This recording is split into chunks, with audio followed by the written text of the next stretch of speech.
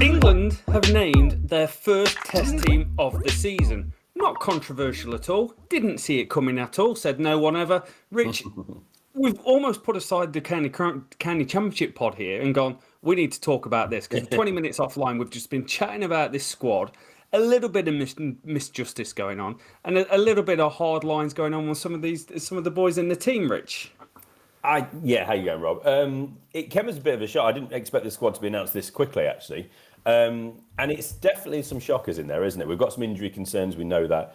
But it's bad, isn't it? We knew Ben Foakes was going to be the man probably that the England setup was looking to remove. And lo and behold, this is what we do. It feels almost like the easy way out of this one. But anyway, let's get round the conversation. Build it up. Where are we? What's happened? And then we'll talk more about it. But Foakes is the big talking point for me, and I'm sure for many people. So England-Ireland, we've got a test match coming up. I'm sure most people know, but if you don't, 1st of June at Lords, we have Ireland taking on England. First time we've done this since 2019 when England defeated Ireland by 143 runs at Lords. That was the first time. So before that, though, just a quick note, Ireland have got a 3-day game at Chelmsford on 26th to 28th of May, so a little bit of red ball cricket for Essex fans. So the squad, Rob, let's have a look. So it was announced, Ben Stokes obviously as captain, alphabetically, Jimmy Anderson, Johnny Bairstow's in, Stuart Broad, Harry Brook, Zak Crawley, Ben Duckett, Dan Lawrence, let that just sink for a beat, Jack Leach, Ollie Pope, the new vice-captain we'll talk about, Matty Potts of Durham, Ollie Robinson of Sussex, Joe Root, Chris Woakes and Mark Wood. So it's a 15-man squad. Most of it is what we'd expect. They've got a bit of bowling depth, haven't they? With Jimmy Anderson's got a mild groin strain, as the ECB comms has put out. Just a mild groin strain. So that's fine. Yeah, we're good on that. Honestly, we're not concerned at all. So what do we think of it? Ollie Pope's vice-captain. Ben Stokes is captain. There's a few players that have not hit a red ball in anger in that squad yet. Overall thoughts, Rob, and then let's dig into the what we need to get dug into. Overall thoughts, samey. Like we've seen this type of squad before. There aren't really. There's no surprises in there in terms of inclusion, and there was always going to be someone that's going to miss out as part of this, and that's where we're going with the Foakes conversation. And poor old Foakes. We've chatting before we came online and going, this has happened to previous keepers in the past who's kept wicket for England. There's someone that's better at batting or perceived better at batting. And Bairstow has been in incredible form in 2022. Like, lights out, one of only about 5 players in the history of the game to score 6 centuries in a test match year. So, incredible record. Got to play him. Foakes is the unlucky party that's missing out. And every time we talk about County Championship cricket, every time we talk about Foakes, we talk about consistency, never letting anyone down, being the best gloveman in the country by a country mile. Peak of his game, superb last year, responsible for one of the wins against South Africa with a century, scored valuable 50s against New Zealand, gives a different mantra to the game. So you've got this chaos reigning all around you with this England approach to cricket, and then you've got Foakes coming in and steadying the ship and allowing the rest of the team. Him and Stokes both scored 100 when no one else scored runs because Foakes was able to support Stokes and play in a different way, just accumulate runs at what is a steady rate of around a 50 strike rate, which unfortunately in this England team is not part of the, this needs to be on your CV that you're an 80 strike rate guy. I find it baffling, I really do. And we always knew that Johnny Bairstow was going to be not forced, but he was going to work his way back in the team. He had an exceptional 2022. It is one of the best years of Test cricket ever by anybody. And he had to be in the squad, certainly. He's not really done much yet for Yorkshire. He's not really got going with the bat yet. He has been batting at 6-7 and keeping wicket. So obviously, as soon as we saw that, okay, this is what's happening. This is where we think he's going to be. Do you know what I'd have liked, Rob? I'd have liked to have seen him open for Yorkshire, just to see how he got on. Because that's the gap in the team, isn't it, really? Ben Foakes is one of them players, a bit like how we spoke about Hasib Hamid recently, in that some players just don't get opportunities. They don't get the extended chances. Other players, certain openers, certain ex-openers, seem to get as many chances as they want to almost prove that the selectors are right. Eventually, I will be right. But others, they get a few games and that's it. Foakes, you need, I don't know why this is popped into my head, but you can't eat chips all day. You need a little bit of something else at a time.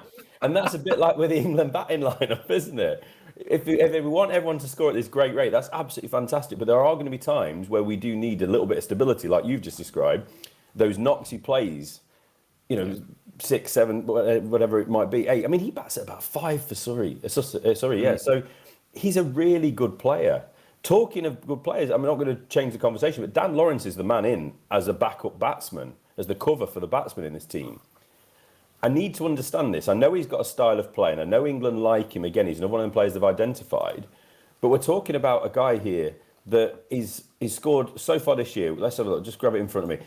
He's got 271 runs at 33 this year. Last season, he got 420 runs at 22. I mean, I'm struggling with that one a little bit when we're talking about batting. I mean, you could use an argument to be able to have Ben Foakes in ahead of Dan Lawrence as your batting cover. So I find it really bizarre, and I found Rob Key's comments really bizarre. He was talking up Ben Foakes, obviously saying Ben Foakes was really disappointed, blah, blah. I hope Ben Foakes launched into him a little bit, to be honest with you, because I think it's really unfair. Regardless of how we get Ben Foakes into the team or Johnny Bairstow into the team, it's still really unfair how Foakes has been treated here. And also with Key, he was talking about, I don't think it's the end for Foakes. What do you mean you don't think it's it? Of course it's not the end for Foakes. You're going to need him in India for a start. You think Johnny Bairstow wants to keep wicket for 5 test matches in India against spin? Of course he doesn't. Bairstow is a better keeper than he used to be. But if he drops Steve Smith on none and he goes on to make 200 in a test match, that could have happened to Foakes as well. It's all hypotheticals. But we just don't value players like Foakes in this country anymore. And it just frustrates the life out of me. Yeah. It's tough because he's been, in our eyes, mistreated previously, dropped previously, despite being man of the series in Sri Lanka or whatever he was, scored a fantastic ton, and then it's like, yeah, sorry, mate, there's no room at the inn for you, mate. Makes it really difficult, and you're right. Sibley was given a ridiculously lengthy run in the team since 2019 to 2021. He played 22 games, averaged 28. Rory Burns was the same, kept coming back as well, despite being dropped, and didn't see any improvement through 29 games. Yeah. Ben Foakes has played 17 games in that time, averaged 26, but his improvements are fantastic. Since the start of 2022, he averaged 64 in Pakistan. I know we beat Pakistan, but we did it with him because he did a great job for us. He's averaged 40 in England during that time and 31 in a low-scoring series in New Zealand. So I just think there's a lot to like about what Ben Foakes. It does feel a little bit, I've got this type of style of player. And are we in a world where it's and Keys said it, there's an article on Wisden, I think it's today, I was reading it on Twitter before we came on, basically going, averages don't count anymore. And I'm all for forward thinking. I'm all for analytics, improving the game and taking teams forward. And I don't think I'm just quite there on going, everyone needs to be this. Because if you see T20 cricket, not every player is Andre Russell. Not every player is Chris Gale. No. You've got the guy that knocks it around for 10 overs against the spin in the middle or against the awkward seamers. There's a room for everything. Yeah, one of the things that frustrated me most over the years with certain players, and I'm not going to mention a particular name that comes to mind, but it's it's the way I play. It's that I'm going to have an excuse for no matter what I do, regardless of game situation, regardless of surface, conditions or anything, or time of day or anything. It's the way I play. This is how I've got to do it. There's got to be a subtlety to it. This game of cricket, 5-day test matches, I love what England are trying to do. I've got no problem with any of that. But there is room for people that have a different style of play. There is absolutely room. Ollie Pope, for example, at number 3, he's not going to start suddenly just lumping it over mid-wicket every ball. He's got a style of play. He's a nice player who will score at a good rate, but he doesn't have to be overly aggressive. Ben Foakes is a solid batsman who can bat down with the tail as well. While you've got people like Nighthawk, Stuart Broad coming in, windmilling all over the place, trying to smack the ball over, it's not a bad thing to have Ben Foakes at the other end to just try and see these bowlers through to the end of the innings and milk as many runs out of it as we can possibly get. Jack Leach, watch out, mate. You don't bat quick enough. We're going to have to get you out of the team soon at this rate. Don't care if you're a spin bowler first. You don't score quick enough. It's all weird. I mean, I'm just going to go through it. Andy Zoltzman at Zoltz Cricket did a great little thread on this yesterday. I'll just rattle through a few things. So Stokes over the last 5 years has got the best average and pretty much the same strike rate as Butler and Bairstow as wicket-keeper. Obviously, Bairstow last year, not as a keeper, averaged way ahead, way above his keeping average over the last 5 years. It was 66 last year versus 21 in the last 5 years as keeper in 14 tests. He also, a lot of match use. We spoke about with Foakes, match-changing contributions. Bairstow's slip fielding, he said, he's by far the best since 2019 as a rate. 15 of 18 chances. That is a sneaky little thing, that is. Again, we're talking about chances being taken, whether it's Foakes behind the stumps or Bairstow behind the stumps. Slippers have got to take chances in this series or we're going to be in big trouble. Just let me find another one. Bairstow's 500s as a keeper have all been in the first innings of a game. Not just England's first innings, but the first innings of a game.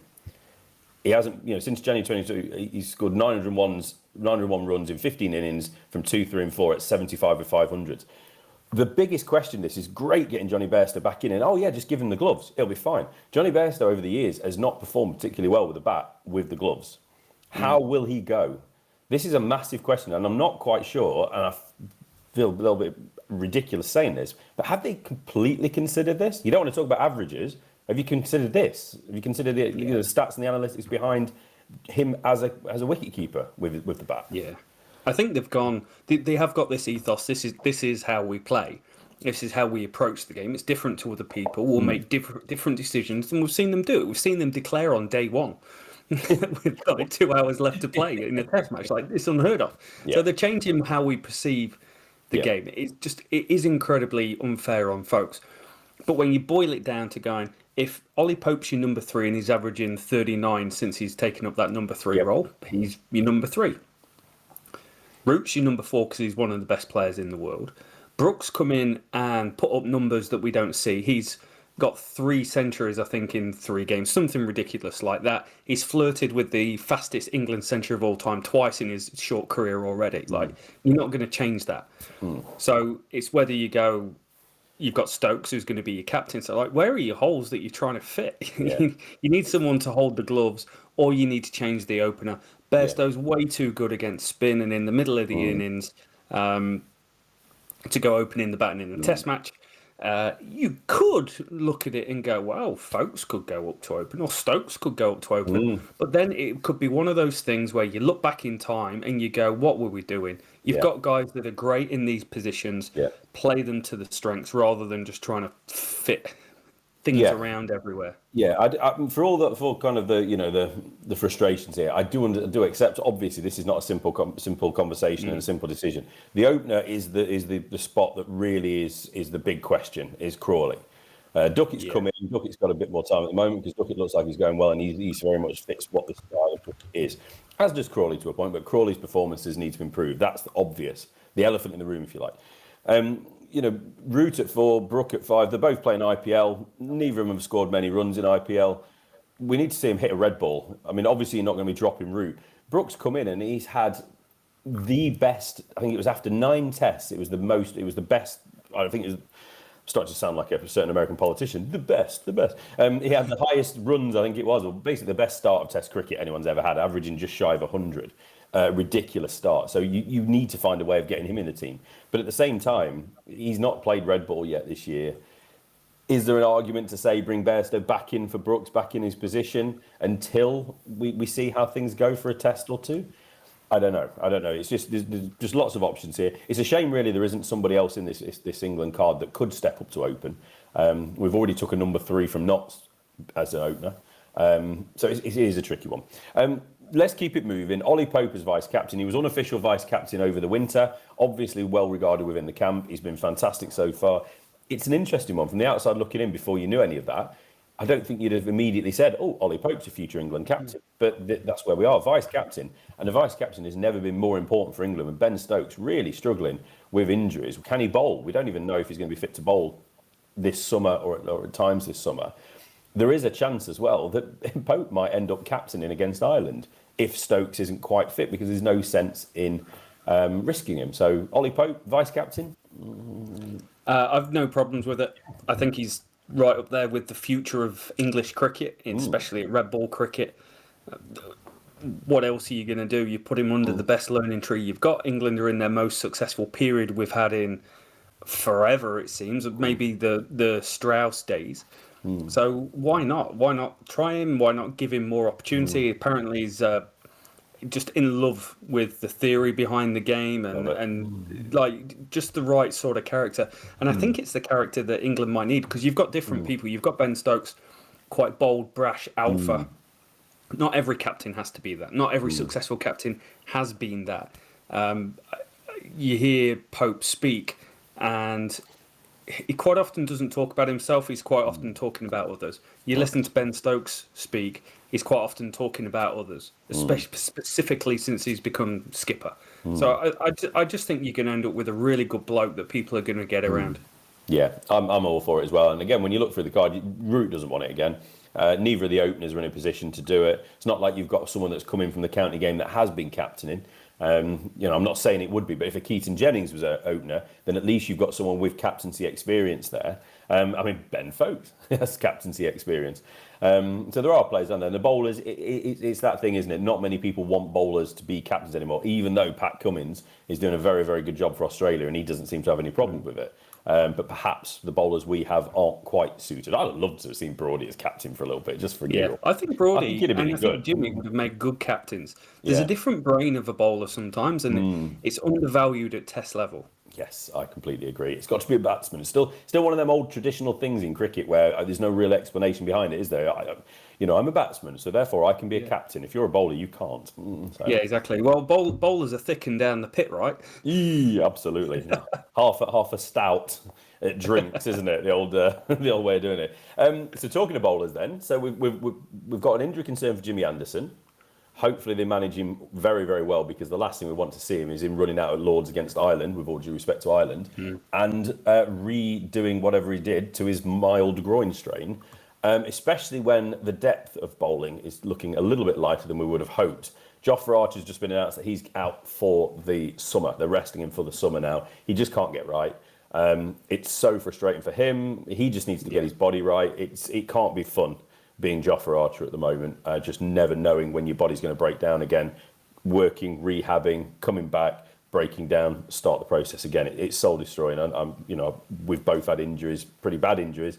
We know what it's like to have to try and force yourself back every time. It's tough. And Ollie Stone as well, not someone that would have been obviously in the squad straight away, but Ollie Stone, they want him to be part of this. He's a fast bowler, and there's not many fast bowlers. With Archer out as well, Stone's going to be out for about 5 or 6 weeks with a hamstring strain. Mark Wood's in the squad, and he's the only man with some genuine pace. You're going to have Broad, Anderson, Robinson, we hope, as the three. You've then got Chris Woakes back in, which is fantastic.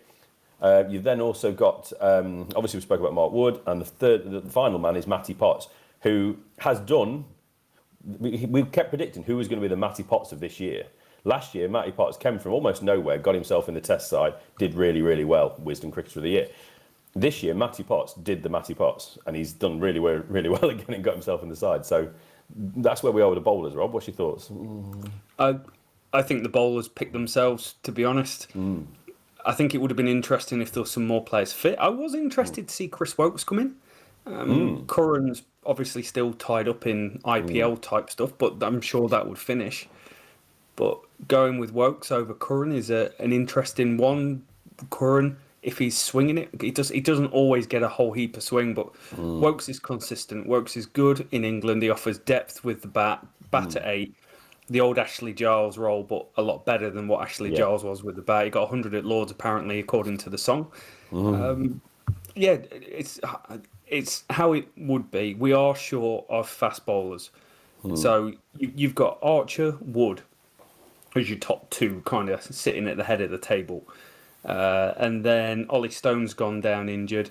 You've got Jamie Overton as another one that could come in to add the pace. But behind that, and we're lucky we've got 4 that we might even consider or have played international cricket. But it is a really strong makeup of this England team to have one enforcing bowler that allows you Robinson to hit a length, Anderson to get it up there and swing, and just give variety to the attack. We've seen England tinker with variety and multi-formats, going with 17 left-arm seamers in on tour of the West Indies to play T20 cricket.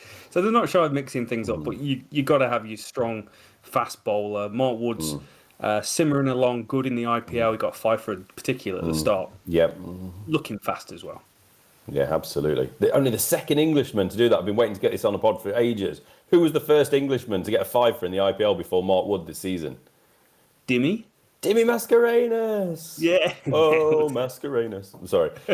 Yeah, so it's weird, isn't it? You mentioned Sam Curran. Sam Curran's somebody I want to see back in England quite soon. Obviously, he doesn't. His bank balance is happy. He's happy in the IPL at the moment. But if there are concerns with Stokes and Stokes cannot play, obviously if Stokes is fit and not bowling, he'll just play. That's the way it is. But if you want that fourth seamer, Sam Curran, he's turning into a player that could potentially bat. And we don't even need to bat him at 6. We can bat him at 7 because the wicket keeper, whether that's Bairstow or Foakes, could bat at 6. So you've got yourself, that's probably the only real option we've got to replace Stokes, not quite like for like, but as close as damn it, other than Chris Woakes, perhaps. So that is we're lacking there, aren't we?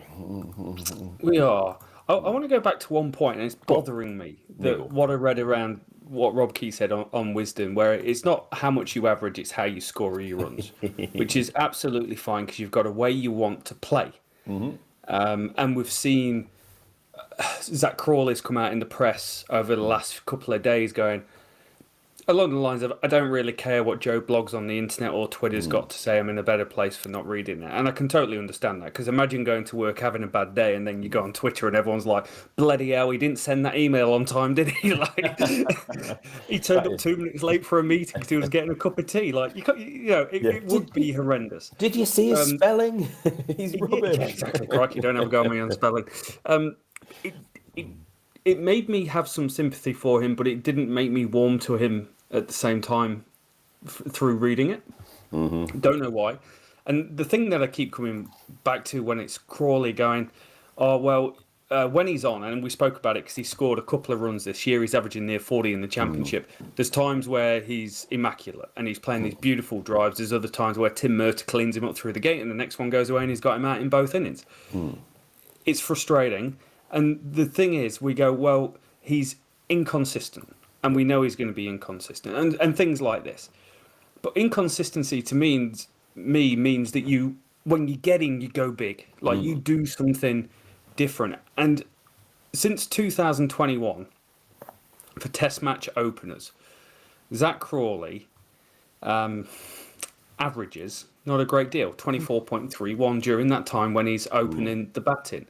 Now, for all openers in Test cricket, in that stage, 52% of the innings are out for less than 20, which I deem as a fail in my data analysis.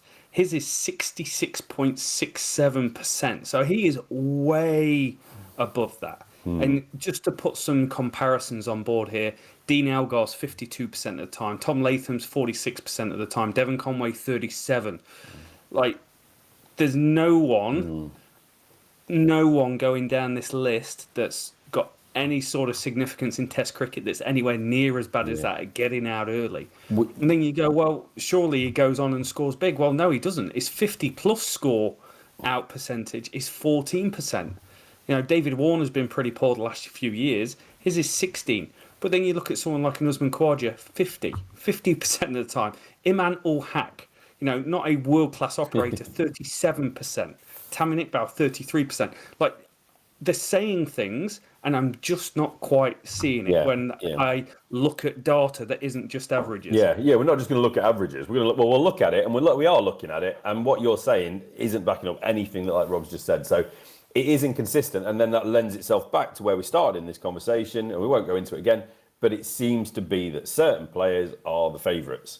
And that's it. That's the way it is. We want this player to be in, and we've said it so many times over the years with England. If we pick a player and we keep playing him, regardless of how many times he fails, as long as we get that one day of sunshine every so often, then we'll keep him in, because eventually, if he does prove himself, we were right.